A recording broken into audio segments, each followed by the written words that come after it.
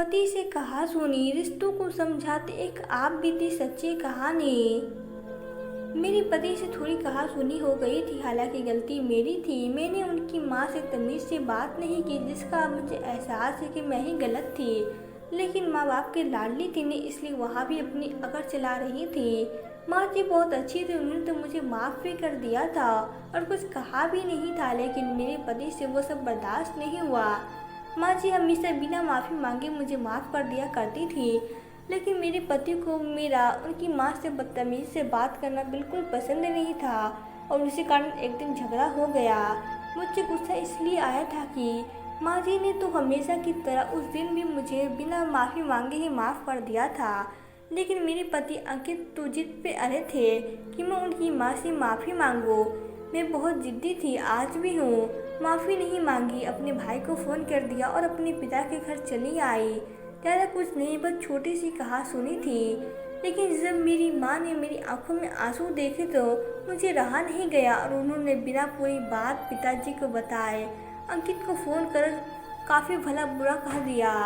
जब पापा आए तो उन्होंने सारी बातें सुनी और मुझे काफ़ी समझाया, लेकिन सब माहौल काफ़ी बिगड़ चुका था।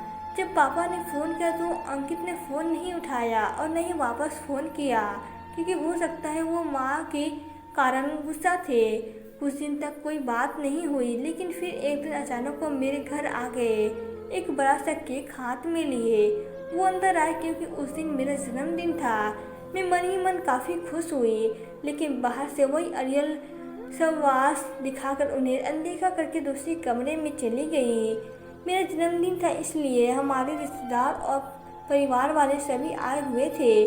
वो मुझे वापस घर ले जाने के लिए आए थे, लेकिन तब कुछ झूठे रिश्तेदार और कुछ मायके के लोगों की बातों में आकर मैं साथ नहीं गई और बात बढ़ने पर उल्टा उनको दहेज के झूठे केस में फंसा दिया। लेकिन अब 9 साल हो चुके हैं और मैं अब भी घर में बैठी हूँ। कभी कभी ऐसा भी लगता है जैसे मैं अपने माता पिता पर ही बोझ बन गई हूँ। हालांकि मेरे माता पिता मुझे बहुत प्यार से रखते हैं, लेकिन गुस्सा उन रिश्तेदारों और पड़ोस वालों पर आता है जिनकी बातों में आकर मैंने अपने पति पर झूठा केस कर दिया था। अब और वही लोग आकर मुझे ज्ञान देते हैं। मेरे लगाए सभी केस झूठे थे, इसलिए कुछ दिन बाद मेरे पति बरी हो गए और उनके घर वालों ने उनकी दूसरी शादी कर दी। एक छोटी सी जिद के कारण मैंने अपनी पूरी ज़िंदगी बर्बाद कर दी। अब सोचती हूँ, जब मेरे पति मुझे लेने आए थे तभी उनके साथ चली जाती तो आज मेरे भी 2 बच्चे होते और मैं भी खुश होती अपनी सहेलियों की तरह अपने पति के साथ। अब सोचती कि शायद मुझे अपनी ही ज़िंदगी बर्बाद करने का जुनून सवार हो गया था।